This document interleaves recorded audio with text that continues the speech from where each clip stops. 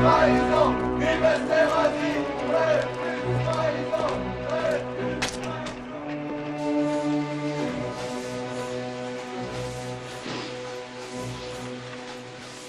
Plus rien attendre des voies légales. L'acquittement d'Esterhazy nous en fournit la preuve définitive. Le seul recours, c'est l'opinion publique. Faut frapper un grand coup. La saisir, l'émouvoir. Faire comprendre l'affaire dans son ensemble, dans ses mécanismes et ses machinations.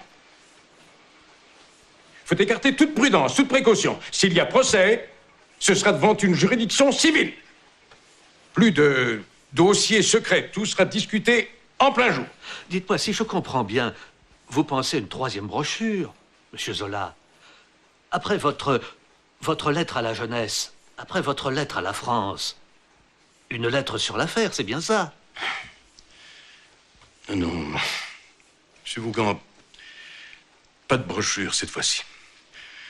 C'est dans la presse quotidienne qu'il faut intervenir désormais. La presse va jouer un rôle nouveau, essentiel, dans la vie politique et culturelle. Nous l'avons déjà vu dans toute cette affaire. Nous avons vu la basse presse en rut, battant monnaie avec les curiosités malsaines. Plus haut dans l'échelle, les journaux populaires, ceux qui font l'opinion de la foule. Nous avons vu souffler les passions les plus atroces, les plus sectaires.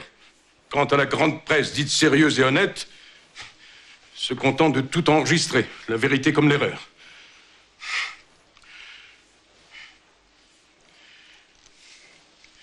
J'ai décidé de ne plus donner d'articles au Figaro.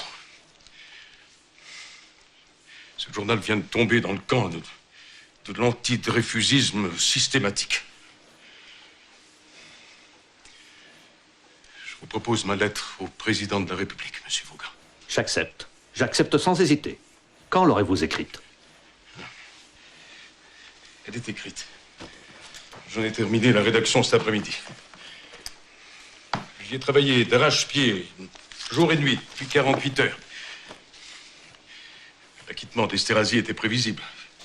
Il fallait s'y préparer. J'aimerais vous lire ma lettre au président de la République. Allez-y, Monsieur Zola, je suis prêt.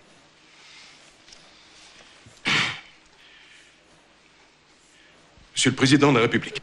Permettez-moi, mais j'aimerais, si possible, que toute la rédaction de l'Aurore assiste à la lecture de cette lettre, si vous en êtes d'accord. Oui, oui, bien sûr.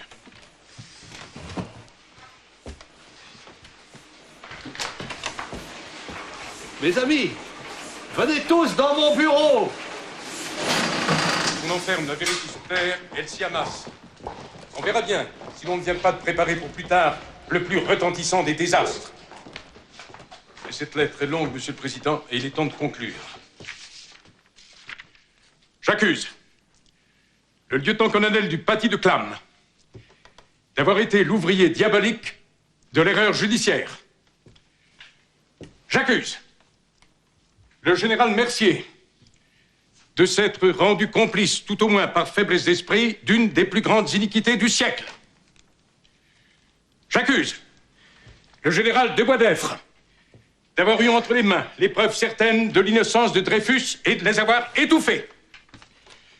J'accuse enfin le premier conseil de guerre d'avoir violé le droit en condamnant un accusé sur une pièce restée secrète. Et j'accuse le second conseil d'avoir couvert cette illégalité par ordre, en commettant à son tour le crime juridique d'acquitter sciemment un coupable.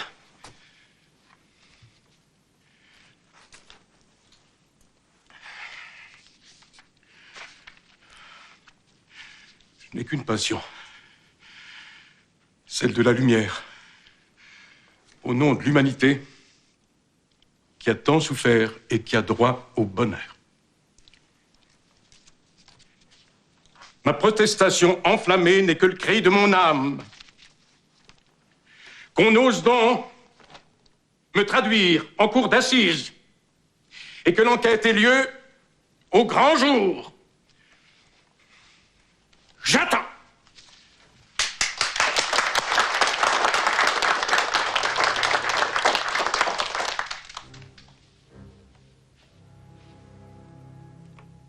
J'accuse. Voilà le titre. En caractère d'affiche, sur toute la première page. On tire à 300 000.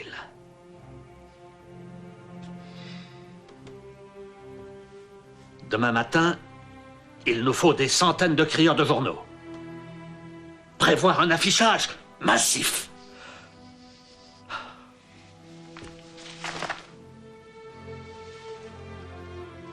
Merci.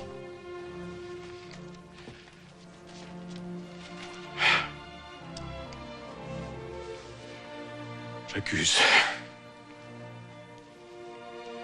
Le meilleur titre, en effet.